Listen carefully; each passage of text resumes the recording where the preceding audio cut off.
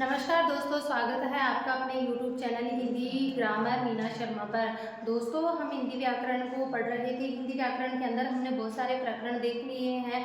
आज हमारा जो प्रकरण रहेगा वो रहेगा दोस्तों पर्यायवाची। तो समय बिना खराब करे हम पढ़ते हैं पर्यायवाची।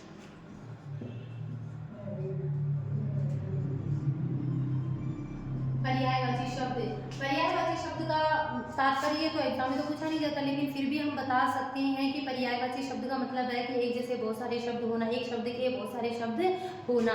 आज हम जो पढ़ेंगे तो सबसे पहले हम प्रभु श्री राम से शुरू कर लेते हैं। तो हम बहुत ही आसान तरीके से राम, सीता, हनुमान, लक्ष्मण के पर्यायवाची को समझने की कोशिश करेंगे। तो दोस्तों, जैसे हमारे राम हैं, राम का अगर हम पर्यायवाची शब्द बनाना चाहें तो ये तो हमें आते ही है। रघुपति हमें बहुत अच्छे से आता ही है। राघव, हम राम को कहते हैं, राघव आगे आता ही है हमें। और हम कह सकते हैं सीतापति, सीता के पति थे इसलिए हमें सीतापति भी आता है। इसके बता हम बात करते हैं तो हमारे रघुवर भी राम को कहते हैं। ये शब्द हैं जिनको हम आसान तरीके से हम जानते भी हैं और इनको हमारे व्यवहारिक जीवन में देखते ही हैं। लेकिन जैसे हमारे सामने एक शब्द आया दशरथ, यानी दशरथ जो शब्द है, जब हम इसमें ई प्रत्यय लगा देते हैं तो एक दशरथ में हमारा कहने का तात्पर्य हम प्रत्येक आई के लिए देते हैं, हम पर्यायवाची पढ़ रहे हैं। तो दशरथ यानी दाशरथी, दशरथ के जो पुत्र कहलाए वो क्या कहलाते हैं, हमारे राम कहलाते हैं। हालांकि दशरथ के जितने भी पुत्र थे उन्हीं सभी को हम दाशरथी कह सकते हैं, लेकिन मुख्य रूप से राम के लिए दाशरथी शब्द रूढ़ हो चुका है। इसके अलावा हम बात कर सकते हैं कि जो हमारी अवध है यानी अवधेश, अवध जो पुरी है, अवधपुरी के जो हमारे ईश यानी भगवान है वो हमारे क्या कहलाए, अवधेश कहलाए। इसके अलावा हम बात करते हैं एक जो अवध देश है उसी देश का दूसरा नाम है कौशल। जो कौशल के इंद्र होने के कारण ये कौशलेंद्र भी कहलाए। इसके अलावा हम बात करते हैं आगे दोस्तों, तो एक बार हम देख लेते हैं। रघुपति हम जानते ही हैं, राघव हम जानते ही हैं, सीता के पति होने के कारण सीतापति इनको कहते हैं, रघुवर कहते हैं। ये सारे शब्द तो हम हमारे जीवन में कहते हैं, लेकिन दशरथ के पुत्र होने के कारण दाशरथी कहलाए, अवध के ईश होने के कारण हमारे अवधेश कहलाए और कौशल के इंद्र होने के कारण हमारे कौशलेंद्र कहलाए। इसके अलावा बच्चों आपको पता होगा कि जो हमारी राम की माता जी थी वो राम को राजीव नयन कहा करती थी, यानी कि आपकी आंखें हैं वो किसके समान है, राजीव यानी कमल के समान है। तो हम राम को राजीव नयन भी कह सकते हैं, हम राम को राजीव नयन भी कह सकते हैं, राजीव नयन। दोस्तों आपको पता है कि जब राम रावण को मारने के लिए, जब राम को पता चला कि जो रावण की जो पूरी की पूरी शक्ति है वो पूरी की पूरी शक्ति नाभि के अंदर है, जब पता चला कि उस नाभि की सुरक्षा के लिए रावण ने अपनी पूजा, अपनी आराधना के माध्यम से शक्ति को अपने वश में कर रखा है और वो शक्ति उसके जीवन का क्या कर रही है, पहरेदारी कर रही है। तो राम ने जब किसी के कहने पर दुर्गा की जब 8 दिन उपासना की, 9 दिन उपासना की और पूजा करने के बाद में जब 90वें दिन रावण के गुप्तचर आकर और जो पूजा के अंदर जो मुख्य रूप से जो कमल का फूल होता है उस फूल को उठाकर ले जाते हैं। अब पूजा समाप्त तभी हो सकती है, संपन्न तभी हो सकती है जब वह कला जो कमल था वह माँ दुर्गा के चरणों में, शक्ति के चरणों में चढ़ाया जाए। तब उन्हें, जब उनके पास कमल तो था नहीं, तब उन्हें याद आया कि उनकी माँ उन्हें बचपन में राजीव नयन कहा करती थी। तो इस तरह से भी हम समझ सकते हैं क्या कि इनकी जो आंखें थी वो कमल के समान थी, इसलिए हम इनको क्या कह सकते हैं, राजीव नयन भी कह सकते हैं। इसके अलावा हम बात कर सकते हैं कमल के समान कह सकते हैं, तो हमारे पुंडरी क्या है, हमारा कमल है। तो कमल की आंखों के जैसे, तो कमल की आंखों के जैसे कौन है, हमारे राम है। तो राम को हम क्या कह सकते हैं, पुंडरीकाक्ष भी कह सकते हैं। तो दोस्तों हमने देख लिया है कौशलेंद्र हमारे हो गया है, कमल नयन हमारे हो गया है, राजीव नयन हो गया, दशरथी हो गया है। अब इसके साथ साथ हम देख लेते हैं सीता का भी देख लेते हैं, राम के साथ साथ सीता का भी देख लेते हैं। तो सीता का अगर सबसे पहले तो हम देखेंगे तो हमें पता है कि सीता के पिताजी का नाम था जनक। तो जनक की बेटी होने के कारण जनक सुता कहलाए, सुता पुत्री होती है, जनक इनके पिताजी का नाम तो जनक सुता कहलाई। अब हम ऐसे भी तो कह सकते हैं जनक जनक तनया। तनया का मतलब होता है बेटी, सुता का मतलब बेटी, तनया का मतलब बेटी, तो जनक सुता और जनक तनया भी कह सकते हैं। हम कह सकते हैं आत्मजा, यानी जनक आत्मजा भी तो कह सकते हैं हम, जनक आत्मजा यानी जनक की बेटी। देखो बेटी के हमें सीता के पर्यायवाची के साथ साथ हमें पुत्री के पर्यायवाची भी याद हो रही है, यानी बेटी के पर्यायवाची भी याद हो रही है।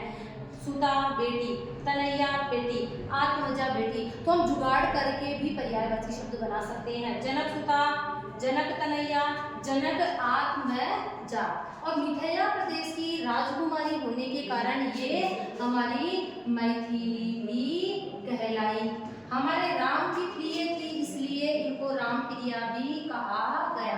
राम प्रिया के अलावा अगर हम बात करते हैं तो हम ऐसे कहावत है, लोग कहते हैं, लोक मान्यताएं हैं कि जो हमारी जो सीता है वह राजा जनक को खेत के अंदर वो हल जोतते समय हल के अंदर मिली थी, यानी जमीन से उत्पन्न मिली थी, इसलिए हम इनको क्या कह सकते हैं, भूजा।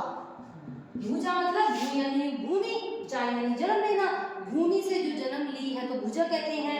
इसके अलावा हम बताते हैं दोस्तों, ऐसे कहा करते हैं कि जो राम है और जो हमारी सीता माता जी हैं इनकी आंखें बहुत ही सुंदर थी। कहते हैं कि इनकी आंखों के अंतिम छोर और कानों के बीच में बहुत ज़्यादा गैप नहीं था, तो इनकी आंखों की से ही जितनी हमारी नायक नायिकाओं की जो आंखें बनाई जाती है वो इन्हीं से बनाई जाती है, यानी कि हमारे राम के आंखों के समान ही सीता की आंखों को भी बहुत ही सुंदर बताया गया है।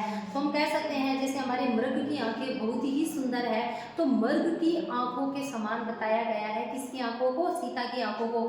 तो हम ऐसे भी तो कह सकते हैं मृग नयनी, तो मृग का पर्यायवाची हमारा हरिण होता है, तो हम ऐसे भी तो कह सकते हैं हरिण नयनी।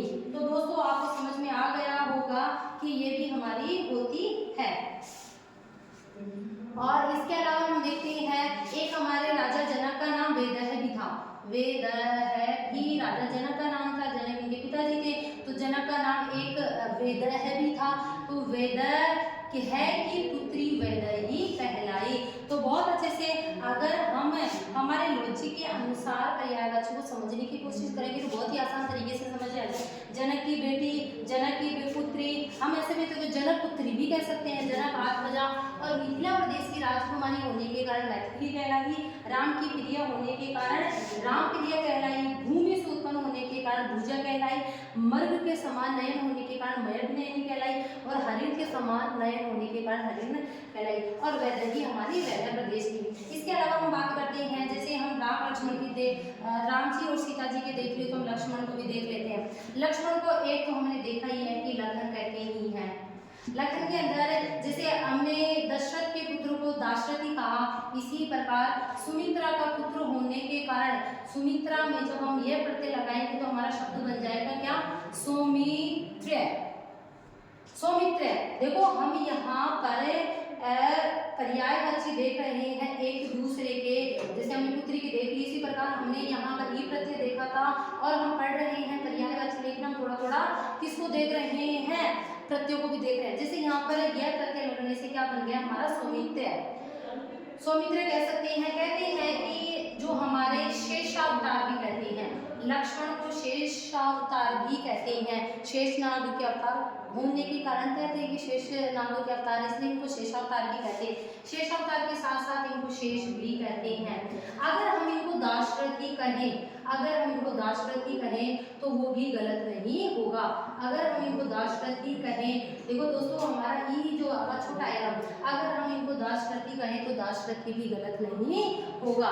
हम सौमित्र के साथ साथ हम ऐसे भी तो कह सकते हैं सुमित्रा नंदन, यानी सुमित्रा के पुत्र होने के कारण इनको हम सुमित्रा नंदन कह सकते हैं।